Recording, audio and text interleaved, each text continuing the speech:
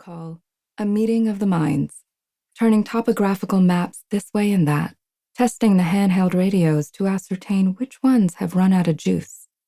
Their lips barely move when they talk. Their shoulders collect the rain. We wait for their plan of attack, as if it is an actual attack, a kind of green guerrilla warfare. At the stroke of 7, we climb up into big Ford pickup trucks with mud-chewing tires and long radio antennae. We slide across the bench seats, shoving ourselves in together. 5 diesel engines roar to life. Adam sits at the wheel.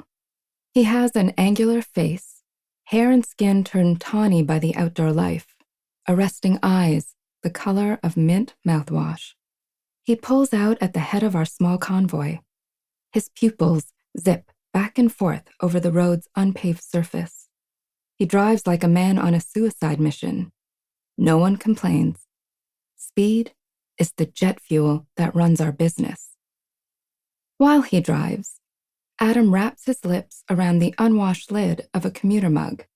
He slides aluminum clipboards in and out of his bag and calls out our kilometers on the truck-to-truck radio.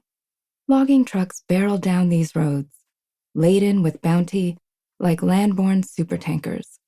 Adam slides his maps into various forms of plastic weatherproofing. Multitasking is his only speed, as it is for all of us.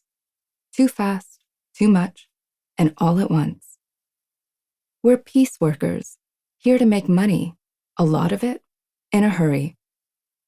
Earning our keep can feel like picking quarters off a sidewalk, and it can feel like an emergency. Logging routes are like human arteries, main lines branching out into fine traceries. We pass from civilization to wilderness on a road with muddy ruts. Old snow decomposes along the shoulder. The land around here is jaggedly 3-dimensional, fissured with gullies and brush-choked ravines. Mountains bulge from the seashore. We zoom through stands of tall Douglas firs, conifers bearded with lichen, a green blaze. We're driving so fast, skimming along the surface of our known world. Most of us are veterans. Crusty, we call each other. Like those special ops who crawl from war-ravaged mountains with wild hair, matted beards, and battle-mad glints in their eyes.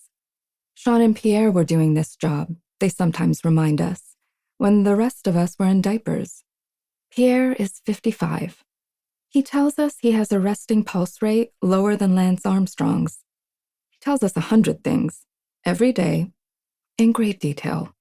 He shows us the display screen of his digital camera. He shows us photos of ravens and skunk cabbage, snapshots from his civilian life, his faraway kids, his foxy lady friends. Sean is both wiry and muscular.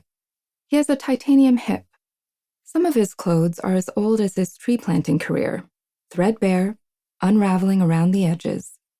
He plants trees for half the year and windsurfs the remaining portions.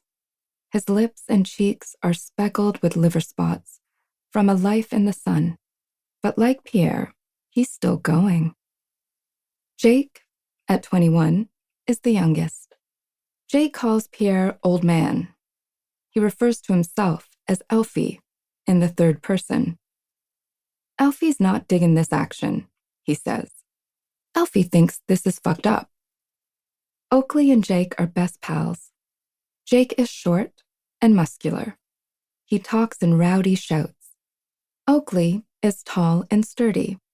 We always know where he's working, because his lunchbox is a plastic tub that once contained a bodybuilding supplement.